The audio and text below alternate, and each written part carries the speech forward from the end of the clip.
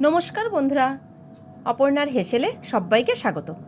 আমি এখানে চিংড়ি মাছটাকে বেছে নিলাম। চিংড়ি মাছটাকে এবার সাইড করে রেখে দিচ্ছি। চিংড়ি মাছটাকে বেছে নেওয়ার পর যে মাথাটা থাকে, যে মাথাটা আমরা ফেলে দিই, সেই ফেলে দেওয়া মাথাটা দিয়েই আজকে একটা রেসিপি বানিয়ে আপনাদের সঙ্গে শেয়ার করব। মাথাটাকে 3-4 বার জল বদলে বদলে ভালো করে ধুয়ে নিলাম। এবার এই মাথাগুলোকে আমি পরিষ্কার করে নেব। যে এইখানে শক্ত অংশ থাকে মাথার মধ্যে আর চোখটা থাকে, সেটাকে কিন্তু কেটে বাদ দিয়ে দিচ্ছি। এইভাবে কেটে নিয়ে শুধু মাথাটাকেই একটা বাটির মধ্যে রেখে দিচ্ছি। এইভাবে সমস্ত মাথাগুলো আমি পরিষ্কার করে নেব। মাথাগুলোকে পরিষ্কার করে নেওয়া হয়ে গেছে। এইটাকে এবার পেস্ট করে নিচ্ছি। আমি এখানে মিক্সিতেই পেস্ট করে নিলাম। এটা এবার সাইডে আমি রেখে দেব। এবার মূল রান্নায় ফিরে এসেছি।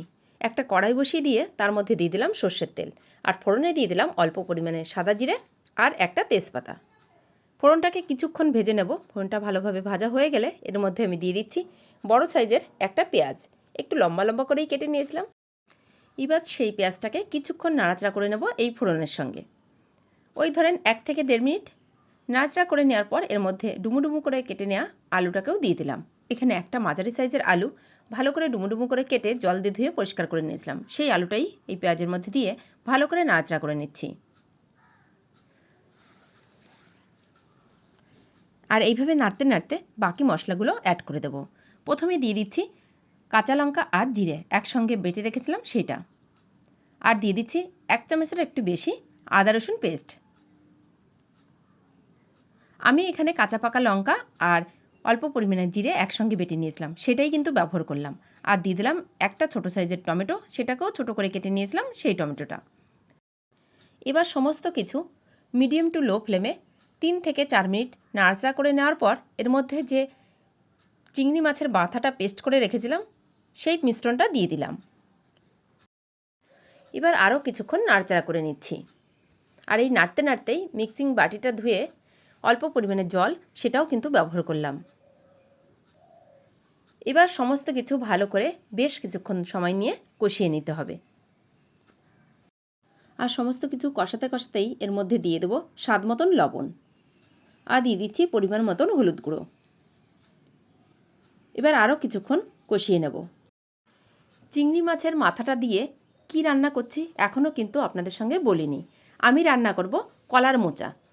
সেই কলার মোচাটাকে আগেই আমি কেটে ধুয়ে পরিষ্কার করে হালকা একটু ভাপিয়ে জল ঝরিয়ে রেখে দিয়েছি।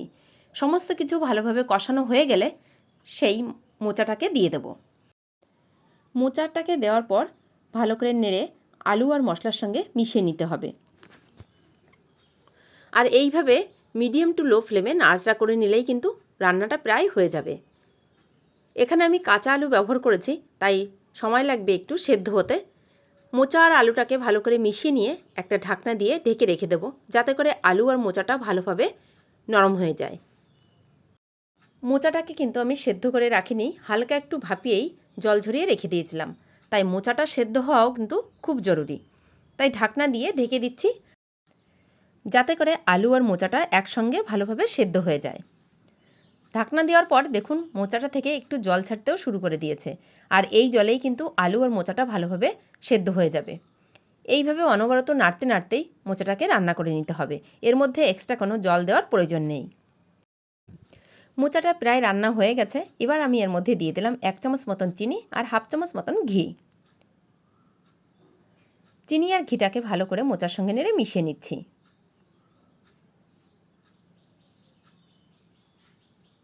চিনি আর ঘিটা ভালোভাবে মিশে গেলে এর মধ্যে আমি দিয়ে দেবো অল্প পরিমাণে গরম মশলার গুঁড়ো, সামান্য পরিমাণে। গরম মশলার গুঁড়োটাকে দিয়েও ভালো করে নাড়াচাড়া করে নিলাম। মোচাটা কিন্তু কড়াই থেকে ছেড়ে আসছে, রান্নাটা আমার প্রায় হয়ে এসছে। দেখে নিশ্চয়ই আপনারা বুঝতে পারছেন। আমি কিন্তু এবার একটা বাটির মধ্যে নামিয়ে একটা বাটির শেপ দিয়ে একটা প্লেটের মধ্যে নামিয়ে নেব। আপনাদের কেমন লাগলো আমার এই সহজ পদ্ধতির চিংড়ি মাছের মাথা ফেলে না দিয়ে এই রেসিপিটা তৈরি করা, অবশ্যই কিন্তু কমেন্ট করে জানাবেন। আর দেখলেন তো, একটা পদ তৈরি হয়ে গেল চিংড়ি মাছের ফেলে দেওয়া মাথা দিয়েই। আপনাদেরও যদি ভালো লাগে, আপনারাও বাড়িতে চিংড়ি মাছ আনলে এই রেসিপিটা এইভাবে ট্রাই করতে পারেন। আশা করি আপনাদেরও খুব ভালো লাগবে। আজ তাহলে এই পর্যন্তই। অন্য কোনো দিন ফিরে আসব অন্য কোনো রেসিপি নিয়ে। ভালো থাকবেন, সুস্থ থাকবেন, আর অবশ্যই আমার চ্যানেলের সঙ্গে থাকবেন চ্যানেলটিকে সাবস্ক্রাইব করে। আর হ্যাঁ, এই ভিডিওটি আপনি যদি আমার ফেসবুক পেজে দেখে থাকেন অবশ্যই কিন্তু আমার ফেসবুক পেজটাকেও ফলো করে নেবেন।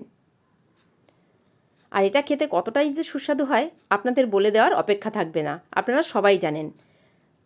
প্রথম থেকে শেষ পর্যন্ত ফেলে দেওয়া চিংড়ি মাছের মাথা দিয়ে এই রেসিপিটা দেখার জন্য আপনাদের সকলকে অনেক অনেক ধন্যবাদ।